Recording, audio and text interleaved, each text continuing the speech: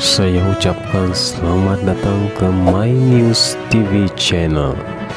Sebelum kita meneruskan video ini, sila pertimbangkan untuk like dan subscribe channel ini. Terima kasih.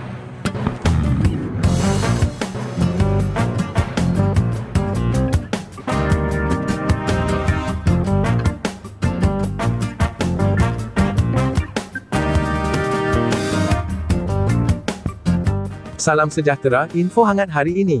Anwar tidak mahu polemik permusuhan dengan Tun Mahathir berterusan. Januari 14, 2023 pukul 12.30 pagi.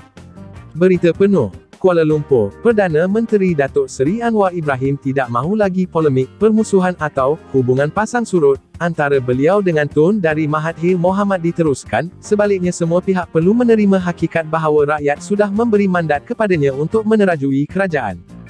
Tanpa menyatakan secara khusus mengenai status hubungannya dengan Tun Dara Mahathir, Anwar berkata tumpuan beliau ketika ini adalah melaksanakan tugasnya sebagai Perdana Menteri dan enggan melayani kerenah atau celoteh yang tidak relevan daripada negarawan itu. Belum ada apa-apa hubungan situasi terkini antara saya dengan beliau, saya pun hanya tumpu pada kerja saya sebagai Perdana Menteri, dan saya tidak sangat melayani kerenah atau celoteh dia yang saya fikir tak begitu relevan. Rakyat sudah memilih dan kita diberi mandat untuk menjalankan kerja, saya tumpukan ke arah itu, tapi saya juga tidak mahu ini dianggap permusuhan dengan Tun Dara Mahathir berterusan. Tidak perlulah, katanya ketika menjadi tetamu rancangan Temu Bual Televisyen Indonesia, Nation Hope, special interview bersama Datuk Seri Anwar Ibrahim yang disiarkan di saluran CNBC Indonesia TV, malam ini. Anwar berkata demikian sebagai menjawab persoalan mengenai hubungannya dengan Perdana Menteri keempat dan ketujuh itu yang sering menjadi tumpuan dan polemik pelbagai pihak, khususnya selepas Ahli Parlimen Tambun itu mengangkat sumpah sebagai Perdana Menteri ke-10 pada 24 November lepas. Temu bual khas itu dirakam ketika lawatan rasmi Anwar ke Indonesia selama 2 hari pada 8 dan 9 Januari lepas. Sementara itu, ditanya mengenai suasana politik Malaysia, Anwar akui keadaan politik di negara ini berbeza dengan Indonesia dan beberapa negara lain kerana permusuhan politik Malaysia disifatkannya sebagai terlalu tajam yang mungkin disebabkan warisan cara kepimpinan Tun Dara Mahathir.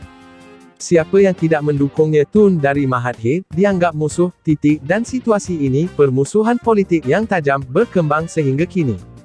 Tapi sekurang-kurangkan kita kerajaan perpaduan, cepat bertindak, ubah kepada cara baharu, dengan memikirkan soal negara, masa depan dan kestabilan politik hingga berjaya membentuk pergabungan dengan pendirian tata kelola baik dan menolak korupsi dan prinsip ini telah disepakati. Saya harap pembangkang kita di Malaysia juga tidak terlalu mempertajamkan permusuhan dan saya juga minta mereka hindari daripada mengeluarkan kenyataan yang menghukum dan mengkafirkan orang. Jika ini dapat diringankan, kita boleh berdialog dengan lebih baik, katanya. Selain itu, dalam soal kritikan rakyat terhadap kerajaan khususnya golongan muda, Anwar berkata rakyat tidak boleh dipersalahkan, sebaliknya ia adalah cabaran kepada kerajaan kerana rakyat sentiasa menilai prestasi kabinet pimpinannya. Bagaimanapun tegas Perdana Menteri, ketajaman politik sehingga mengkafirkan orang lain harus dibendung dan malah jika terdapat anak muda yang cenderung dengan ekstremisme juga perlu dibendung dengan sifat kasih sayang. Misalnya, saya lihat nada anak muda juga pada masa sekarang dengan bulan lalu, sangat berbeza, ertinya mereka mengamalkan sikap terbuka dan tidak terkongkong dengan pemikiran yang jumud atau konservatif dan mereka juga menilai kita, katanya. Sekian info hangat hari ini, terima kasih.